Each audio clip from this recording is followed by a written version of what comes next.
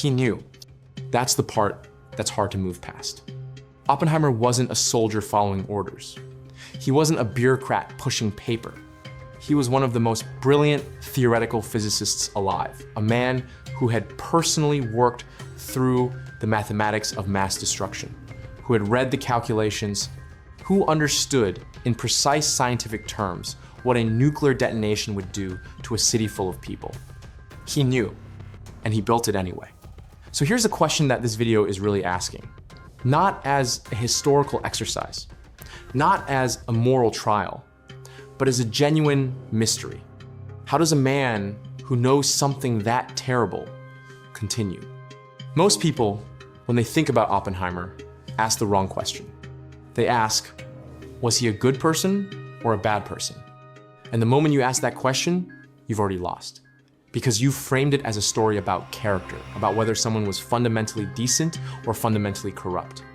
And that framing lets everyone off the hook, including us. The real question isn't about his character. It's about his process. Because here's what's strange. If you look at almost every decision Oppenheimer made leading up to and during the Manhattan Project, none of them look like the decisions of a monster. Each one, taken individually, looks almost reasonable. That's what we need to understand. Think about something in your own life that you later regretted.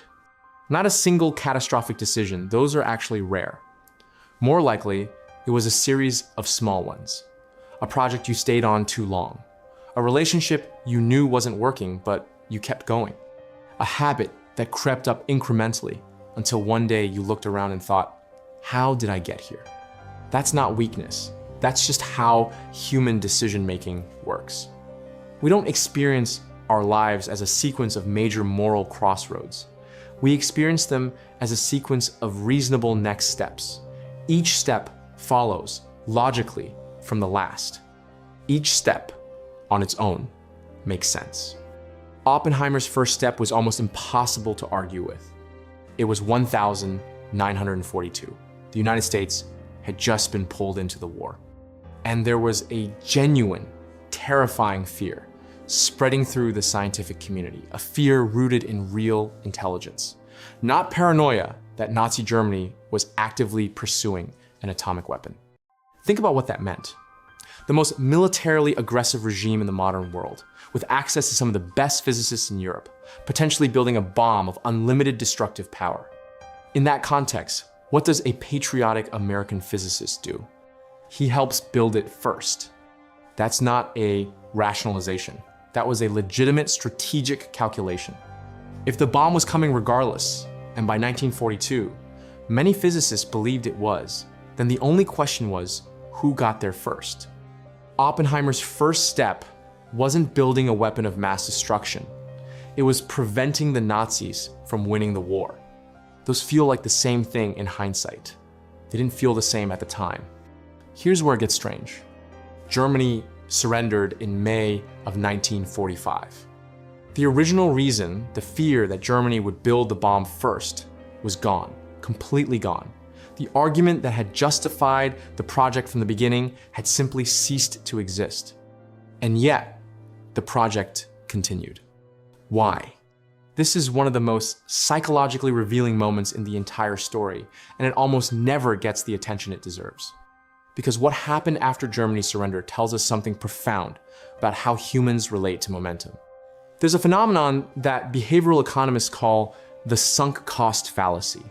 It's the reason you keep watching a movie you're not enjoying because you've already spent 20 minutes on it. It's the reason companies pour money into failing projects rather than cut losses.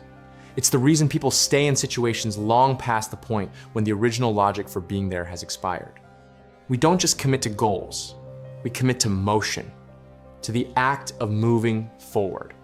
And stopping, even when stopping makes sense, requires an active decision, an interruption of momentum that feels almost physically uncomfortable. By 1945, thousands of people were working on the Manhattan Project. Billions of dollars had been spent. 3 years of scientific effort had been poured into this. The machinery of it was enormous. And here's the thing about enormous machinery. It creates its own logic, its own gravity. No one person looked at Germany's surrender and said, right, the reason we're here is gone. Let's stop. Because at that point, no one person felt like they were driving. They were all, in some sense, passengers in something that had started before them and seemed to be going somewhere regardless.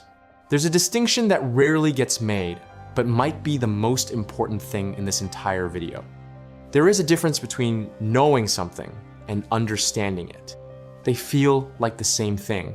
They're not. Knowing is intellectual. It lives in your head. It can be calculated, reasoned about, articulated in a sentence. Understanding is something else. It's embodied. It arrives through experience, through proximity, through what happens when information stops being abstract and becomes real. Oppenheimer knew what the bomb would do. He had worked through the physics. He could calculate the yield, the radius of the blast, the thermal effects, the radiation fallout.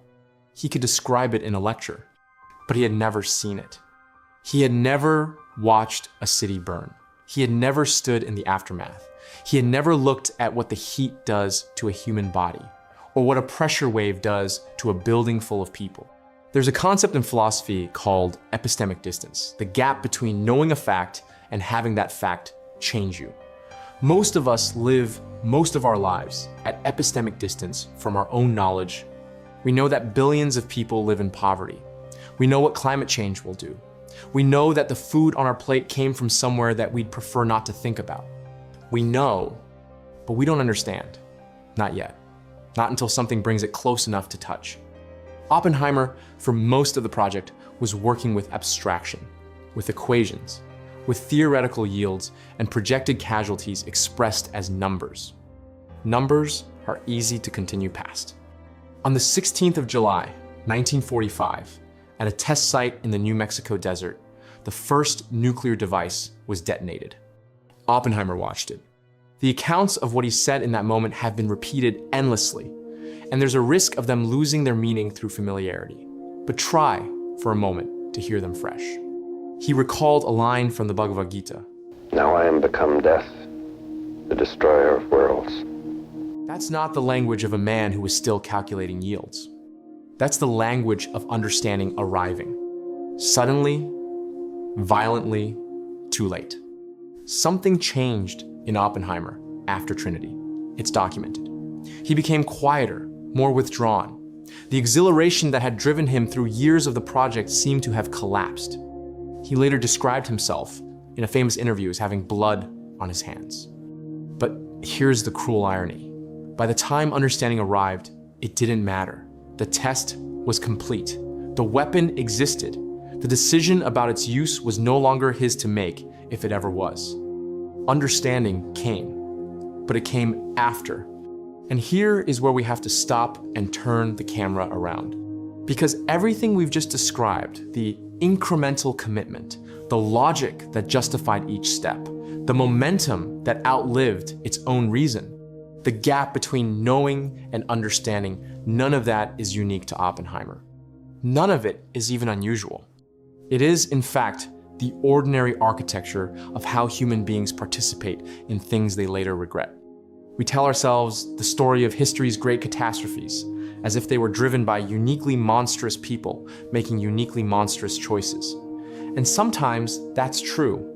But more often, far more often, they're driven by ordinary people making locally reasonable decisions inside systems that carry them forward. Oppenheimer was not a villain. He was not a saint. He was a brilliant man who made a series of decisions that, in the moment, each made sense, and who understood too late what the sum of those decisions actually was. That pattern is not foreign to us. Think about the systems you participate in, the institutions, the industries, the habits, the choices. Think about the places where you know something in your head that you haven't yet let yourself fully understand, where the momentum of your life is carrying you forward past a question you've been avoiding. Think about what it would take to actually stop. That's not an accusation, it's a recognition. Because if you're honest, and this is the question the video has been building toward, if you had been there in 1942, a brilliant young physicist staring down the possibility of Nazi Germany getting the bomb first, what would you have done? And if you'd stayed in 1945, when the machinery was enormous and the end was near and the decision was no longer really yours, what would you have done then? The question of Oppenheimer is the question of how intelligent, well-intentioned people end up inside things they didn't intend to create. It's the question of how knowing something is not the same as being changed by it.